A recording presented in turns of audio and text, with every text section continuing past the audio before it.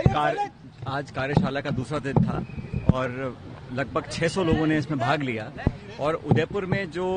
नव संकल्प शिविर हम लोगों ने आयोजित किया था उसके बाद उसके क्रियान्वयन के लिए हर राज्य की राजधानी में इस प्रकार के आयोजन हुए हैं और मुझे खुशी है कि जयपुर के अंदर प्रदेश भर के हमारे लगभग 600 नेतागण आए और हमने विस्तार से संगठन के लिए आगे के रोड मैप के लिए पार्टी के संदर्भ में क्या क्या बदलाव लेकर आने हैं, कहाँ सभाएं करनी है, पद यात्राएं करनी है और पुनः अपने आप को जनता के लिए समर्पित करने के लिए जो कदम उठाने हैं उस पर खुले मन से आज अच्छे माहौल में चर्चा हुई और मुझे लगता है इसका बहुत लाभ आने वाले समय पार्टी को मिलने वाला है।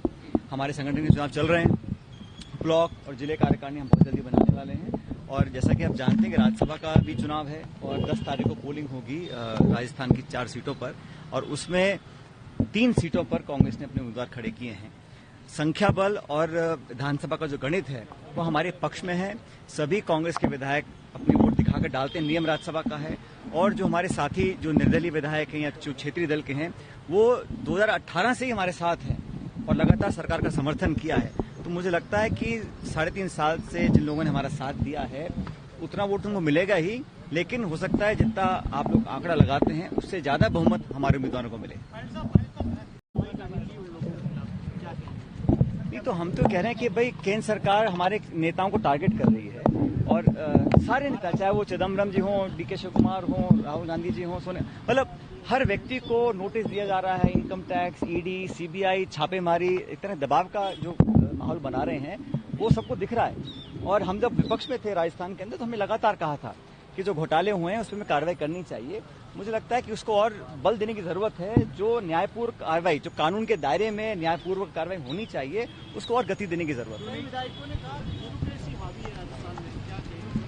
अब चिंतन शिविर में जो हम साथियों ने आपस में बात की है उसका विश्लेषण करना ये समय नहीं है, लेकिन हम सबने खुले माहौल में बात की है, अपनी बात को रखा है और मैं बार बार कहता हूं कि 3 दशक की जो परिपाटियां बन चुकी है कि एक बार भाजपा एक बार कांग्रेस, इस परिपाटी को तोड़ना पड़ेगा। सोनिया जी ने कमेटी बनाई है, उस दिशा में हम लोग काम कर रहे हैं। अगर हम इसी तरह और काम करेंगे, जनता से जुड़ाव रखेंगे तो 2023 में जब चुनाव होगा उसमें पुनः कांग्रेस की सरकार बनेगी। जानकारी में नहीं है अगर ऐसा किसी को हुआ, लेकिन जैसा आप जानते हैं आज कांग्रेस की जो हमारी अध्यक्षा हैं सोनिया जी और राहुल गांधी जी हमारे पूर्व अध्यक्ष हैं, उनको भी इन्फोर्समेंट डायरेक्टरेट नोटिस दे रहा है एक ऐसे केस में जो कई वर्ष पहले क्लोज हो चुका था। तो ये सीधा सीधा मैं समझता हूं एक तरह की आक्रमण की राजनीति है,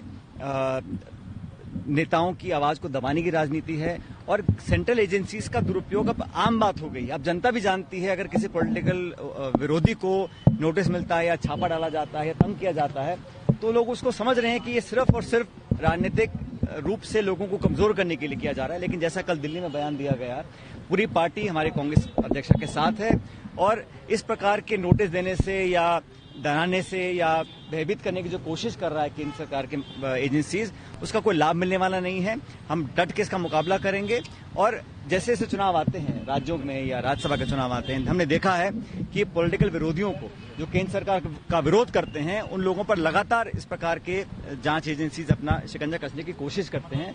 और जो सत्ताधारी दल के साथ हैं उन सबके सारे पाप माफ कर दिए जाते हैं, उनकी सब जांचें रुक जाती हैं। तो जो पक्षपात की राजनीति है, जो